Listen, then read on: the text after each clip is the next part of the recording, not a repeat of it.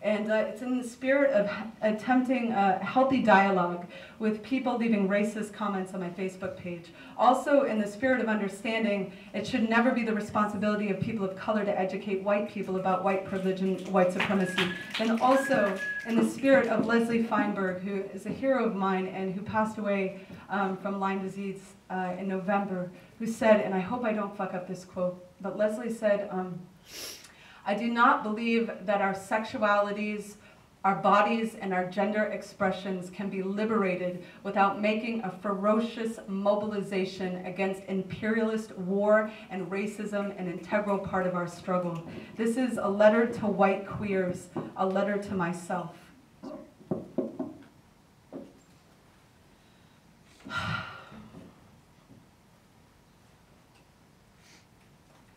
Another black man has been murdered in our streets, and I am white as a ghost haunting my own grief, thinking, who am I to feel grief? Thinking, my God, who am I not to? I am writing to tell you about 1998, when Matthew Shepard, a young gay man from Laramie, Wyoming, was tied to a fence, beat with the butt end of a pistol till his skull cracked, left for 18 hours in Wyoming's frozen cold, his face entirely covered in blood, except for the places his tears had washed clean. I am writing to tell you I was in a coffee shop in Seattle holding my love's hand when I heard the news. The grief tsunamied from my eyes immediately down to my knees. I could feel them buckle, each one of them, like a Bible belt snapping around the neck of an 18-hour scream. On the street outside the coffee shop, I could feel my last bit of unburied faith, reaching for the shovel in the dugout grave of my chest. I could feel my own mother kissing Matthew's forehead in a hospital where she knew even the doctor's God was rooting for a flat line. For weeks, I couldn't look at anyone I loved without imagining hate crushing their spines into a powder that would be snorted at a party after a football game.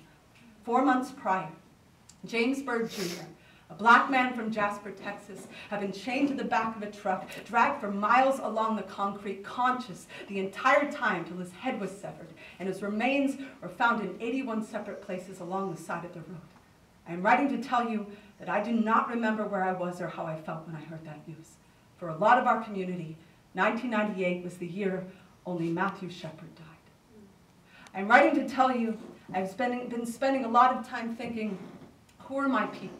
What determines whose death will storm my chest, will flood my eyes, will make me want to burn down a fucking city and pray with every ounce of my winded grace that more than the smoke will rise. Last year, an older gay man in my neighborhood shot himself in his head in his own bed. After his family refused to attend the funeral, refused to collect his belongings from the home, the mattress was hosed off, tossed in the backyard, and his house was foreclosed. I heard a rumor that the house was going to sell for an incredible deal.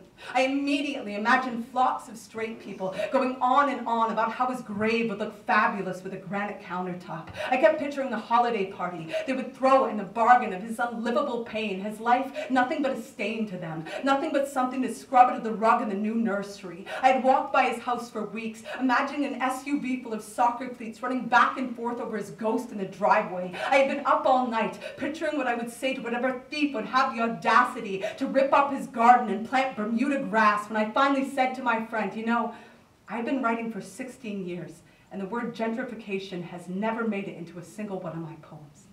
Who are my people? Where is my rage when they are stealing brown and black people's homes?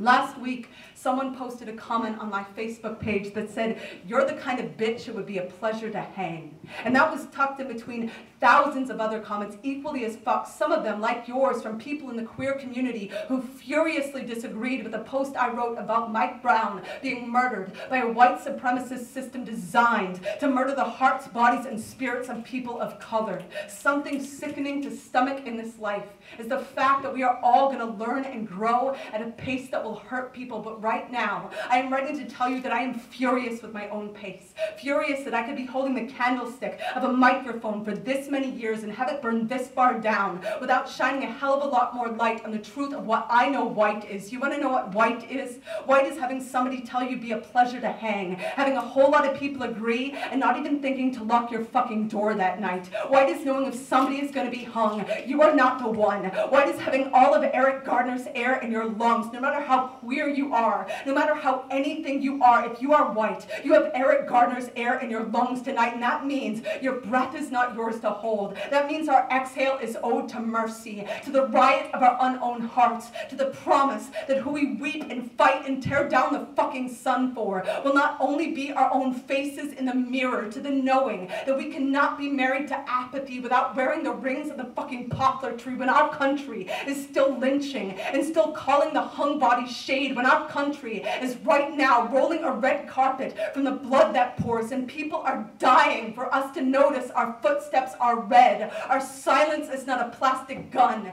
It is fully loaded. It has lethal aim. It is 1998, and James Byrd Jr. is not yet dead. He is walking from a party towards his house on the other side of town, and you and I are somewhere.